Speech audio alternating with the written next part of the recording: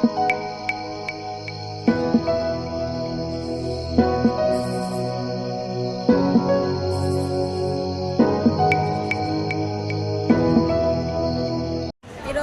Government హాస్పిటల్లో B Lakshmi admit ఉంది. ఎందుకంటే ఆమెను భర్త మరిది అత్త ముగ్గురు కలిసి అర్ధరాత్రి ఆమెపై అటాక్ చేసి ఆమెను కొట్టి పడేసి వెళ్ళిపోవడం జరిగింది. అక్కడున్న అపార్ట్మెంట్లో ఉన్న చుట్టుపక్కల వాళ్ళ కుటుంబ సభ్యులకు ఫోన్ చేస్తే అమ్మాయిని హాస్పిటల్లో అడ్మిట్ చేయడం జరిగింది.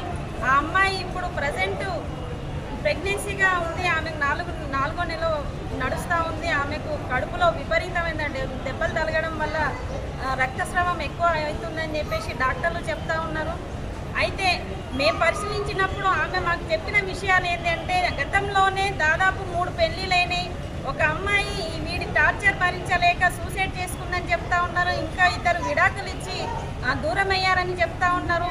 ఇప్పుడు ఈమెను కూడా ఎప్పుడు 24 గంటలు అవమానిస్తాడు, అనుమానపడతాడు అని చెప్పేసి ఆమె చెప్తా ఉన్నది. దాదాపు ఇంట్లో 8 కెమెరాలు ఫిట్ చేసిరు. ఒక్క బాత్రూంలో తప్ప మిగతా ప్రతి ప్రదేశంలో కూడా కెమెరాలు ఉన్నాయని అమ్మాయి చెప్తా ఉంది. అంటే ఒక మనిషి బతుకుండగానే ఎంత నరకం చూపెట్టాలో ఇక్కడే చూపిస్తున్నాడు. ఇంకోటి ఉన్న 2 పిల్లలు కూడా నాకు పుట్టలేరు అని చెప్పేసి బుకాయించి ఆ అమ్మాయిని ఏ విధంగా అయినా వదిలించుకోవాలనే ప్లాన్ చేస్తున్నాడు అని చెప్పేసి కుటుంబ సభ్యులు చెప్తా ఉన్నారు. 16 సంవత్సరాల అమ్మాయితోని ఇంకో అమ్మాయితోని ఆల్రెడీ రిలేషన్షిప్లో ఉండి ఆ అమ్మాయిని పెళ్లి చేసుకునే ప్రయత్నం చేస్తున్నారు అనేది ఈ అమ్మాయి దగ్గర పూర్తి సమాచారం ఉంది.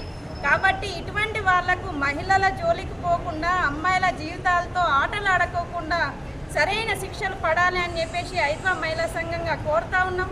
ఆ అమ్మాయికి న్యాయం జరిగేంత వరకు కూడా ఐద్వా మద్దతు ఉంటుందని హామీ ఇస్తున్నాం. లేదంటే వారిని జైలుకు పంపించేంత వరకు కూడా ఆందోళన కార్యక్రమాలు చేస్తామని చెప్పేసి ప్రభుత్వానికి పోలీస్ డిపార్ట్మెంట్కి విజ్ఞప్తి చేస్తా ఉన్నాం.